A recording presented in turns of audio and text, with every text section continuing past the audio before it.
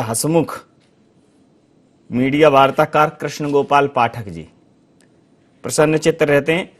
आनंद जी भी आज की चर्चा में हमारे साथ राजनीति के इस विषय पर आनंद लेंगे और मनोज सैनी जी हमारे साथ, हमारे प्रबंध संपादक जुड़े हुए हैं, जो इस पूरे घटनाक्रम पर एक तीसरी नजर प्रस्तुत करेंगे, एक अलग दृष्टिकोण के साथ जुड़ेंगे हमारे साथ। तो आप समस्त महानुभावों का बहुत बहुत स्वागत है। प्रभु कृष्ण गोपाल हरे, दीनदयाल हरे, जो आए हैं वो भी डरे और आपके भी डरे। ये हो क्या रहा है? डरे डरे से हैं आपके लोग। आपके लोगों के अंदर भी एक भय है आने वालों का, और आने वालों को भी भय है आपके पास आने का। ये जो भय का वातावरण है, ये कुहासा जब तक छटेगा नहीं, तब तक ये प्रश्न अपनी जगह से हटेगा नहीं कि भाई क्या करने वाले हो। सब कुछ खुल गया, अनलॉक कर दिया, अब अनलॉक में ही कुछ कर लो। कृष्ण गोपाल जी, देखिए रवींद्र जी, भारतीय जनता पार्टी के लिए इस तरह देखिए रवींद्र जी, भारतीय जनता पार्टी के लिए इस तरह की परिस्थितियां कोई नई नहीं है, या पहली बार नहीं बन रही है। आपको ध्यान होगा, भारतीय जनता पार्टी तो 1950 में शून्य से शुरू हुई थी जनसंघ के रूप में। किसी जमाने में बमुश्किल हमारे 2 सांसद लोकसभा में पहुंच पाते थे। आज हम 303 तक हैं। लोगों का हमारे साथ समर्थन बढ़ा है, मतदाताओं का समर्थन बढ़ा है, नेताओं का हमारे पास आना हुआ है, समर्थन बढ़ा है, और कार्यकर्ता हमारे आज 19 करोड़ देश में हैं। पहले कहाँ हुआ करते थे? तो आज हमारा परिवार बढ़ रहा है, पहले से बढ़ता चला आ रहा। हम इसके आदी हैं। हमारी मनोदशा इस प्रकार की है कि किसके आदी हैं? शून्य तक पहुंचने के बढ़ रहा है, हमें किसके आदी हैं? आदि किस बात के हैं? शून्य तक पहुंचने के। 99 में मतलब मैं जो एक सांप सीढ़ी होती है, राजनीति की सांप सीढ़ी में भी एक 99 का सांप होता है, जो शिखर से शून्य तक ले आता है। कई लोगों को लाया है, देखा है राजनीति में। तो आपको क्या लगता है कि आप बिल्कुल इस प्रकार का माइंड मेकअप करे हुए बैठे हैं कि इस बार आप भी डाउनफॉल का शिकार होंगे?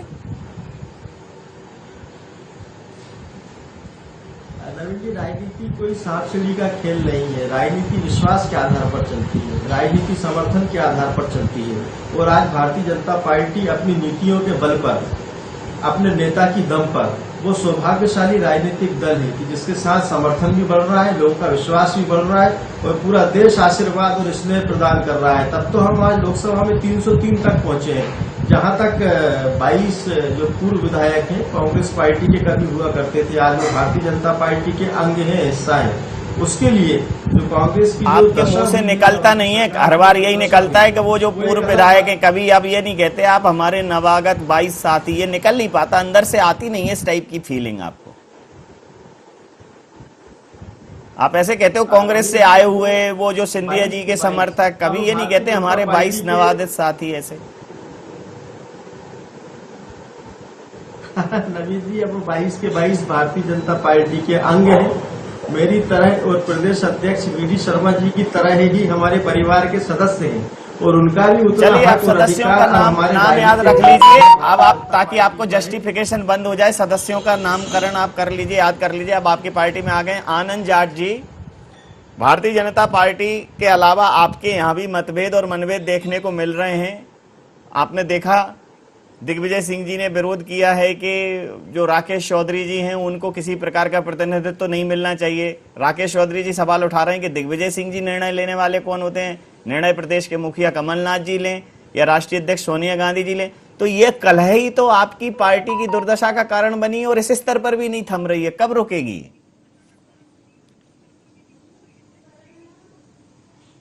निश्चित तौर पर जो बात आप कह रहे हैं उस पर मैं आना चाहूंगा, लेकिन पहले मैं 2-3 बातें रखना चाहता हूं। पहली बात तो यह है कि छल, प्रपंच और जनादेश के अपहरण को अगर भारतीय जनता पार्टी के मेरे जो साथी हैं वो अगर संस्कृति और संस्कारों की नीति बता रहे हैं तो मुझे कोई आश्चर्य नहीं हो रहा है। पहली बात यह है कि जिस प्रकार से जनादेश मध्य प्रदेश में कांग्रेस पार्टी को मिला था, और कांग्रेस के नेता आदरणीय कमलनाथ जी के नेतृत्व में हमने सरकार बनाई, और 15 महीनों में जो 15 साल का गड्ढा भरने का जो काम किया उससे बौखलाई भारतीय जनता पार्टी ने, असमय ही हमारी सरकार को षड्यंत्र, छल और प्रपंच के द्वारा गिराया।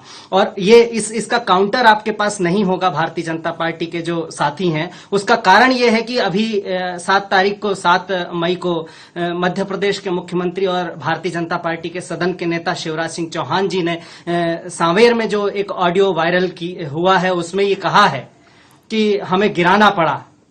लेकिन तो उन्होंने ये जो कारण कहे हैं, उन्होंने जो कारण, आप उनके कारणों पे भी सहमत हैं? उन्होंने कारण कहेंगे लूट की सरकार थी, डकैती का बोलबाला था, बहुत अव्यवस्थाएं थी, कुछ कारण भी गिनाए।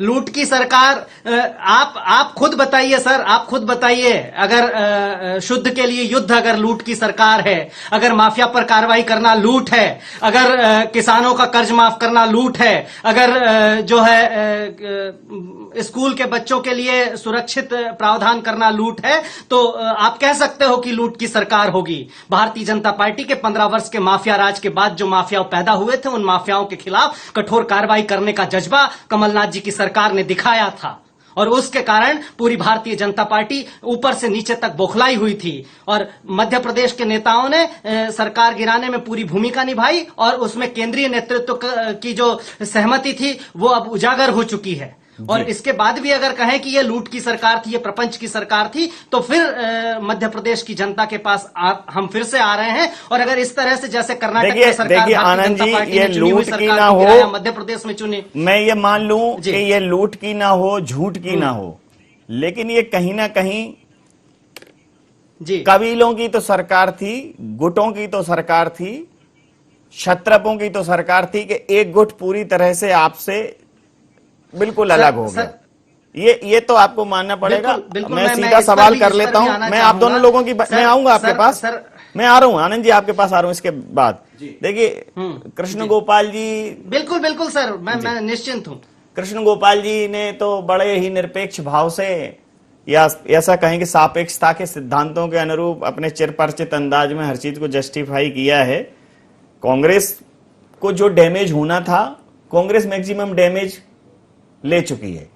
अब तो जो भी है वो दारोमदार वो भारतीय जनता पार्टी के ऊपर है। तो मतभेद और मनभेद जो भी होंगे वो अब ज्यादा नुकसान भारतीय जनता पार्टी का करेंगे। बिल्कुल आपका ठीक कहना है, लेकिन मध्य प्रदेश में जो सियासत दिखाई दे रही है, भारतीय जनता पार्टी की बात करें या कांग्रेस की बात करें, देखिए कांग्रेस में तो ये कहा जाता है कि वो छत्र वहां चलते रहे। ये पहली दफा नहीं हुआ, जब अलग अलग गुट हमने देखे हैं। आप याद करेंगे तो अर्जुन सिंह के समय, श्यामाचरण शुक्ल के समय, या मोतीलाल वोरा, हमने तमाम तरह की चीजें देखी है मध्य प्रदेश में, और वो पुनः दिखाई दी। लेकिन उसने बड़ा रूप लिया, लिहाजा नुकसान हुआ, सैबोटेज हुआ, और आज कांग्रेस की सरकार मध्य प्रदेश में नहीं है। लेकिन यदि पुनरावृत्ति होती है, जिस तरह से राकेश सिंह की बार बार बयान आ रहे हैं ठीक उपचुनाव से पहले, देखिए उपचुनाव की रणनीति कांग्रेस की अलग है। हम 2 दिन पहले साइलेंट प्लान पर बात कर रहे थे, और जो दिख रहा है नवीन जी वो है भी नहीं। कहना कुछ है, यहाँ करना कुछ है, और मैसेज कुछ देना, जो जानकारी सामने आ रही है दरअसल वो एक मैसेज का खेल है। कांग्रेस की तरफ से राकेश चौधरी ये साफ कर चुके हैं कि अब वो कांग्रेसी है, उनके बार बार बयानों से ये तो लग ही रहा। लेकिन भारतीय जनता पार्टी के अंदर कलह है, और वो दिखाई दे रही है, क्योंकि इसीलिए बार बार मीटिंग बुलाई जा रही, और आज भी मानने को तैयार नहीं है कि वो है किसके समर्थक, हमारे समर्थक है या सिंधिया के समर्थक है। और ये बड़ा सवाल है, और इसीलिए दोनों दलों में मतभेद के साथ मनभेद दिखाई दे रहे हैं। हम इस चर्चा में लगातार बने रहेंगे। अभी एक छोटे से व्यावसायिक अंतराल के लिए हम यहाँ रुकेंगे, उसके तुरंत बाद हम चर्चा में हाजिर होंगे।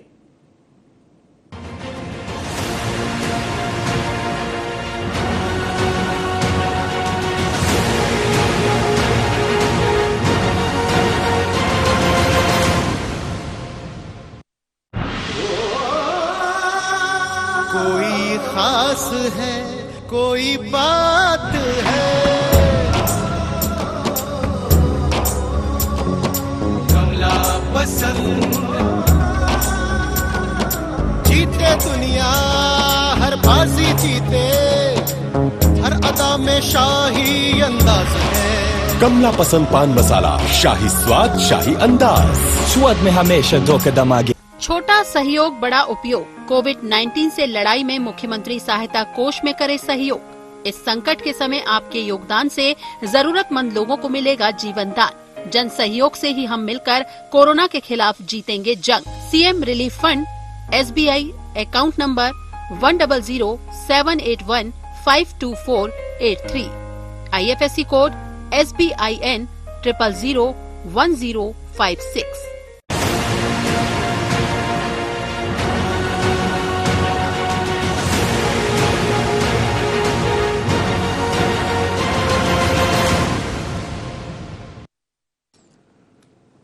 नमस्कार, पुनः आप सबका स्वागत है और सीधा रुख करेंगे हम अपने मेहमानों की ओर। हमारे साथ कांग्रेस से आनंद जाट जी जुड़े हुए हैं। आनंद जी, जैसा आपने कहा, ऑडियो जो वायरल हुआ था, लेकिन उसके बाद सीएम की प्रतिक्रिया भी आई है। उन्होंने कहा है कि पापियों का नाश करने के लिए जो है अगर ये सख्त कदम उठाना पड़ा, लेकिन उनके कदम उठाने से कुछ होता नहीं। आपके लोगों ने कदम ताल कर दी। आपके 22 लोग, छोटे मोटे नहीं, 22 लोग, और वो भी साथ में जो चुनाव अभियान समिति की कमान जिनके हाथ में थी। तो मतलब वो तो ऐसी स्थिति हो गई कि जो घर से जो लौटे तो फिर निकले तो फिर लौट ही नहीं पाए।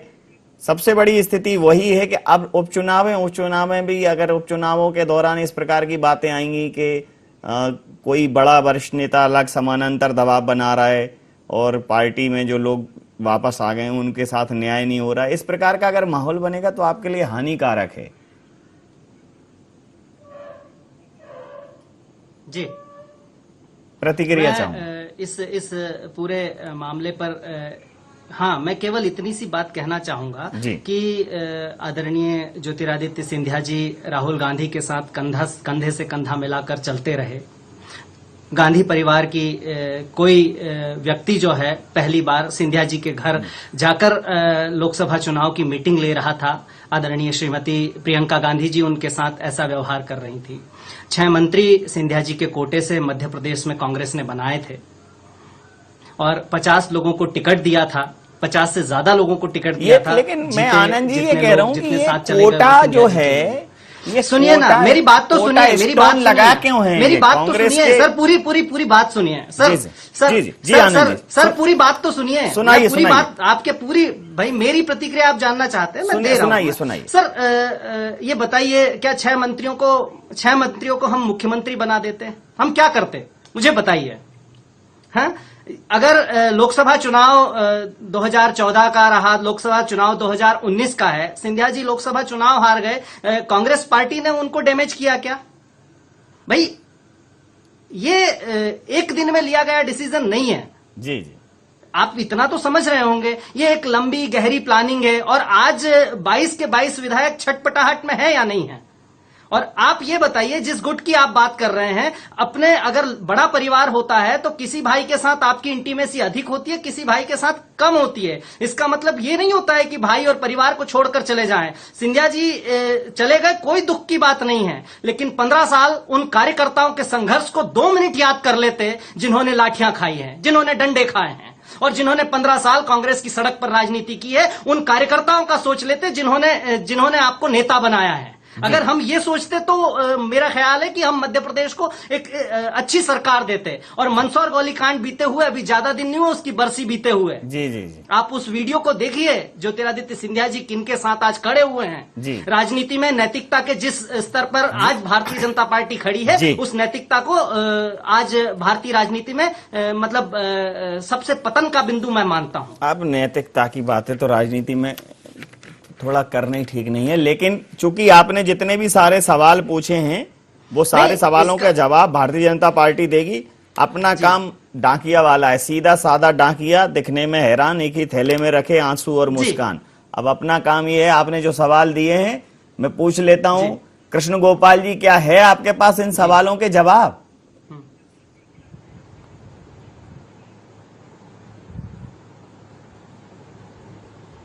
कृष्ण गोपाल जी, कृष्ण गोपाल जी को कोई तकनीकी कारण से मेरी आवाज नहीं पहुंच पा रही है। मैं जो कांग्रेस ने सवाल उठाए हैं कि सिंधिया जी को क्या इससे ज्यादा क्या मिलता, ये हालांकि सिंधिया जी का जो अगर राजनीतिक जीवन देखें कांग्रेस के अंदर तो वो बड़ा ही भव्यतापूर्ण रहा है और सिंधिया जी प्राथमिकता में रहे। लेकिन मध्य प्रदेश की राजनीति में सिंधिया परिवार हमेशा कहीं ना कहीं एक ऐसे गुटबाजी का शिकार हुआ है जिसमें वो वरीयता में होने के बाद भी मुख्यमंत्री के क्रम में नहीं आ पा रही। यहाँ भी ये हुआ है कि जो आज कहा जा रहा है कि उन्हें राज्यसभा भेजा जा रहा था, अगर सिंधिया जी के नाम की घोषणा बिल्कुल क्लियर हो जाती तो शायद उनके ऊपर एक नैतिक बोझ आ जाता। उनके जाने के पहले तक ये स्थिति नहीं थी और शायद यही एक वजह रही कि सिंधिया जी को एक मौका था। उनके लोगों की भी जो स्थितियां रही होंगी और जो भारतीय जनता पार्टी ने उन्हें भविष्य का एक प्रोजेक्ट प्लान करके दिखाया होगा, जो भी उनकी भविष्य की बातें शेयर हुई होंगी। लेकिन सिंधिया जी जैसा व्यक्ति अगर भारतीय जनता पार्टी के साथ गया है सर, तो इसको अभी कांग्रेस सिंधिया का जी फेलुअर पोस्टर में तो नहीं माना है। जाए। सर, हमारी पार्टी में जो सिंधिया जी कहते थे वो होता था। आदरणीय पूर्व मुख्यमंत्री जी भी ये कह चुके हैं, दिग्विजय सिंह जी, की गुना के कलेक्टर और एसपी जो हैं वो सिंधिया जी तय कर रहे थे, जबकि गुना उनका खुद का एक पाठक जिला जी था। आपने आनंद जी की बात सुनी? पाठक जी आपने बहुत आनंद सारी जी की बात सुनी? पहले आनंद जी ने तमाम सारी बात करी कि भाई सिंधिया जी को क्या हमने नहीं दिया है। वो तो आप लोगों को आदत ही हो गई है लोकतंत्र में खरीद फरोख्त करने की, ऐसा कह दिया उन्होंने स्पष्ट। देखिए नवीन जी, कांग्रेस पार्टी ने सिंधिया को क्या दिया क्या नहीं दिया वो एक अलग बात है, लेकिन सिंधिया जी अपने 22 विधायकों के साथ भारतीय जनता पार्टी में इसलिए आए हैं क्योंकि कांग्रेस पार्टी जो वादे करके आई थी, सिंधिया जी का चेहरा आगे रखकर जनता के सामने 2018 में जनता से वादा खिलाफी करने लगी थी, जनता से किए हुए वादे पूरे नहीं कर रही थी। और सिंधिया जी ने साफ कहा है, जब वो कांग्रेस पार्टी में थे उन्होंने 2 बार बोला कि मुझे लगता है मेरी ही सरकार के खिलाफ मुझे सड़क पर उतरना पड़ेगा क्योंकि हम किसानों का कर्जा माफ नहीं कर पा रहे, बेरोजगारों को बेरोजगारी भत्ता नहीं दे पा रहे, बच्चियों को जो एक स्कूल से दूसरे स्कूल पढ़ने जाती है स्कूटी नहीं दे पा रहे। तो मुख्यमंत्री कमलनाथ जी ने क्या कहा था, उतर जाए सड़क पर, किसने रोका है? कांग्रेस पार्टी की जो अंतरकलह थी, गुटबाजी थी, वो जनता से वादा खिलाफी थी, उससे त्रस्त होकर मध्य प्रदेश की 7.5 करोड़ जनता को न्याय दिलाने के लिए, जिनसे वो कमलनाथ सरकार में वंचित हो गई थी, उन सुविधाओं को दिलाने के लिए ज्योतिरादित्य सिंधिया जी अपने 22 विधायकों के साथ भारतीय जनता पार्टी में आए हैं। और आज मैं बड़े खुशी के साथ और गौरव के साथ बोलता हूं कि भारतीय जनता पार्टी का प्रत्येक कार्यकर्ता अपने परिवार के बढ़ने से खुश है। मैं फिर से बोलना चाहता हूं नवीन जी, हम तो भारतीय जनता पार्टी तो वो राजनीतिक दल है जिसने शून्य से शुरुआत की थी। आज हमारे देश में 330 सांसद है। हर आदमी की शुरुआत शून्य से ही होती है, हर आदमी की शुरुआत शून्य से होती है। जब 0 दिया मेरे भारत ने दुनिया को तब गिनती आई। खैर, आपकी अंतिम प्रतिक्रिया चाहूंगा। बिल्कुल, देखिए मतभेद या मनभेद, भारतीय जनता पार्टी में अब वो मनभेद भी दिखाई दे रहा है और मतभेद भी दिखाई दे रहा है। वजह यह है कि जब किसी विचारधारा के लोग अचानक नई विचारधारा के लोग उस विचारधारा में रंगने के प्रयास करेंगे तो वो दिखाई देगा और उसको संभालने का प्रयास किया जा रहा है। लेकिन कांग्रेस को समझना पड़ेगा, मतभेद हुआ और फिर वो मनभेद में बदल गया और किस तरह से मनभेद हो गया कि 22 लोग चले गए।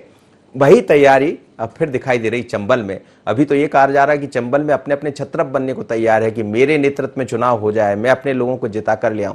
तो इसको समझना पड़ेगा। और राकेश सिंह जैसे ऐसे अकेले नेता नहीं है, ऐसी तरह तरह की आवाजें वहां से निकल रही है और यदि अभी भी मतभेद के बीच में मनभेद दिखाई दिया तो ये भारी पड़ेगा। जी, समय सीमा के चलते मैं ये चर्चा यहाँ समाप्त करूंगा। आप समस्त महानुभावों का बहुत बहुत धन्यवाद, बहुत बहुत आभार। तीरों की आरजू में निशाने निकल रहे हैं, जो पल की बात थी उसमें जमाने निकल रहे हैं। एक एक पल भारी होता है जब उम्मीद और आकांक्षाओं की, और खासकर जब आपको उसकी एक तरह से सहूलियत दे दी जाए, आपको आश्वासन दे दिया जाए, वचन दे दिया जाए, एक कमिटमेंट आपके साथ हो जाए, उसके बाद चीजें ना हो तो मंत्रिमंडल का विस्तार और उसके बाद आपस का निस्तार, ये 2 ऐसे महत्वपूर्ण विषय हैं जो मतभेद और मनभेद का महत्वपूर्ण कारक होंगे और मूल कारक होंगे। और उसके बाद मतभेद और मनभेद, अगर भारतीय जनता पार्टी ने यहां इस पर नियंत्रण कर लिया, यहां विजय प्राप्त कर ली, तो भारतीय जनता पार्टी न सिर्फ जीत का मार्ग प्रशस्त करेगी बल्कि सरकार के आगामी राह भी क्लियर होगी और अपनी पूरी जो उसकी अवधि है उसको पूर्ण करेगी। IND एजेंडा में इतना ही। आप बने रहिए IND 24 के साथ और देखते रहिए IND 24। नमस्कार।